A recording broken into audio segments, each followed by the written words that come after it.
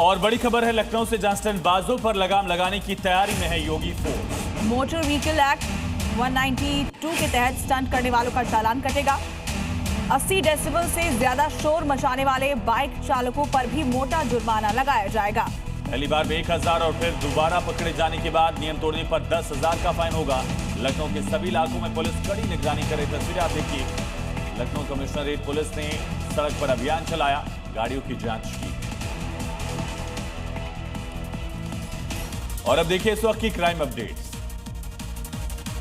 बिहार के समस्तीपुर में पुलिस ने शराब तस्करी के एक हाईटेक खेल का भंडाफोड़ किया है। पुलिस ने फिल्मी अंदाज में पीछा कर एक पिकअप को पकड़ा, जिसमें साइलेंट पावर जनरेटर के अंदर छिपाकर रखी गई शराब बरामद की गई। इसी के साथ झारखंड के रहने वाले ड्राइवर को भी गिरफ्तार किया गया।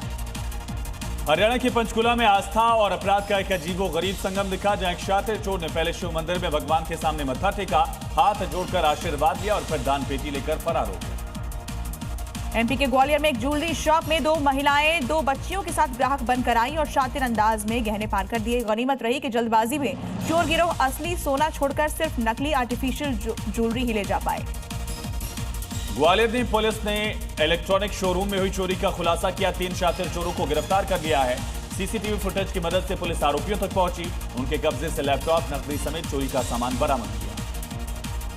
लखनऊ में एएनटीएफ और आलमबाग पुलिस ने संयुक्त कार्रवाई करते हुए नशे के बड़े कारोबार का भंडाफोड़ किया। चारबाग इलाके से 2 सगे भाइयों को करीब 2.5 करोड़ रुपए की हेरोइन के साथ गिरफ्तार किया गया। मुंबई के मलाड में 2 गुटों के बीच झड़प हो गई। डिंडोशी पुलिस स्टेशन क्षेत्र में झड़प के बाद पुलिस ने दोनों पक्षों को काबू किया। पुलिस को भी भीड़ पर हल्का बल प्रयोग करना पड़ा। एक लड़के को चोट आ गई है। पुलिस ने 5 लोगों को हिरासत में लिया। मौके पर भारी संख्या में पुलिस बल की तैनाती।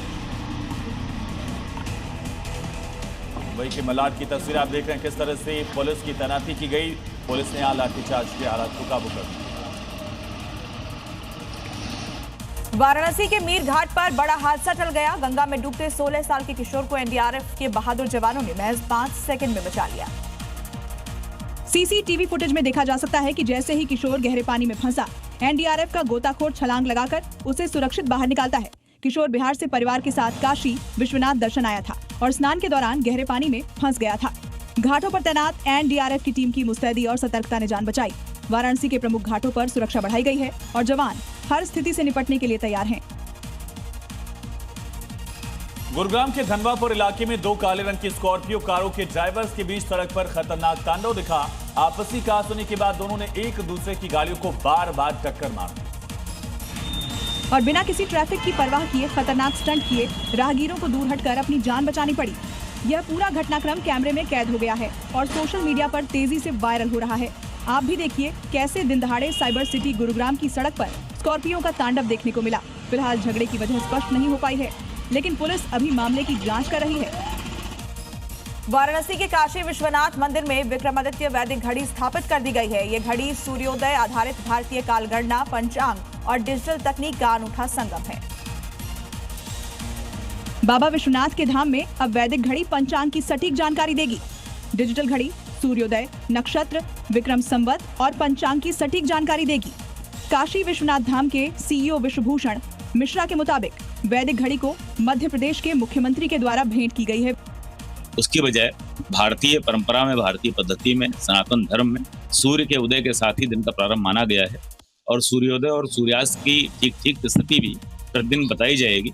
एक दिन को 30 मुहूर्त में विभाजित करते हुए यह घड़ी एक अलौकिक रचना है मानवता के लिए। वैदिक घड़ी को उज्जैन के महाराजा विक्रमादित्य शोधपीठ ने तैयार किया है।